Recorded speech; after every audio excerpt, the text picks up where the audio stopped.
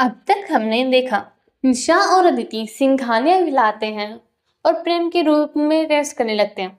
तभी प्रेम वहां आता है और कहता है उसे नींद आ रही है, जिस पर अदिति निशा के साथ दूसरे रूम में जाने लगती है। तो प्रेम अदिति का हाथ पकड़ लेता है और उसे वहीं रोक लेता है। वहीं निशा बाहर जा ही रही होती है जहां उसे देव मिलता है, जो निशा को उसके रूम में लेकर जाता है। वहीं अदिति प्रेम से अपना हाथ छुड़ाने की नाकाम कोशिश कर रही थी, लेकिन वह हाथ नहीं छोड़ता।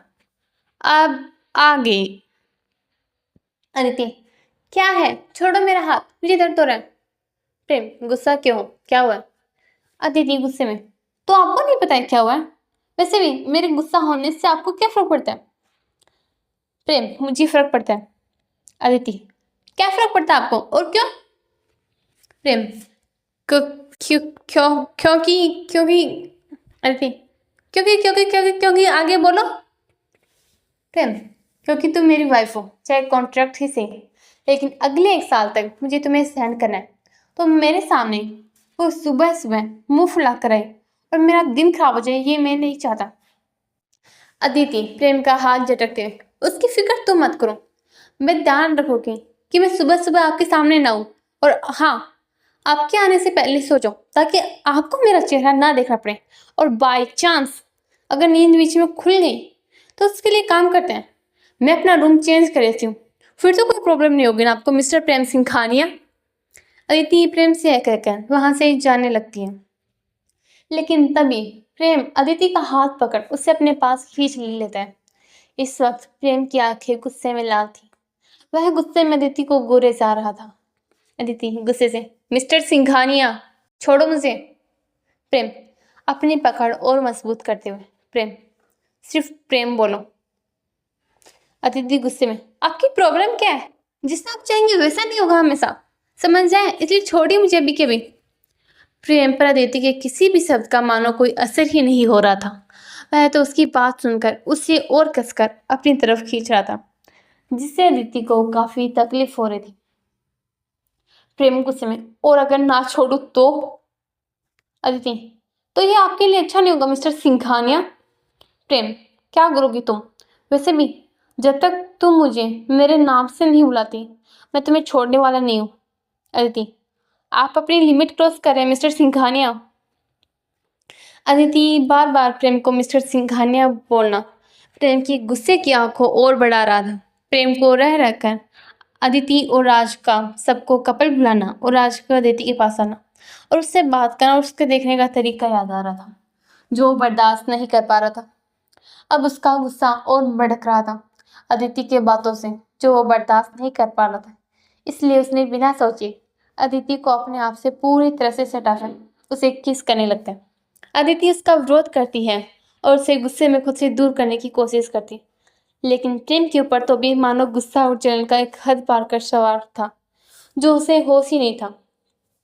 जिस वजह से जितना अदिति प्रेम को खुद से दूर करने की कोशिश करती, वह उसे उतना ही और कसकर पकड़ लेता और उससे पहले से भी ज्यादा पैशनेटली किस करने लगता। वह एक लंबे टाइम तक अदिति को किस करता है, जब तक कि अदिति को सांस लेने में प्रॉब्लम होना शुरू नहीं होती तो हो जाती, जब तक वह उसे किस करता है और अंत में छोड़ देते हैं, अपनी पकड़ उस पर से हल्की करते हैं। प्रेम अदिति को छोड़ने पर अदिति लंबी लंबी सांसें लेना शुरू करती है। वह अभी भी हाफ रही थी।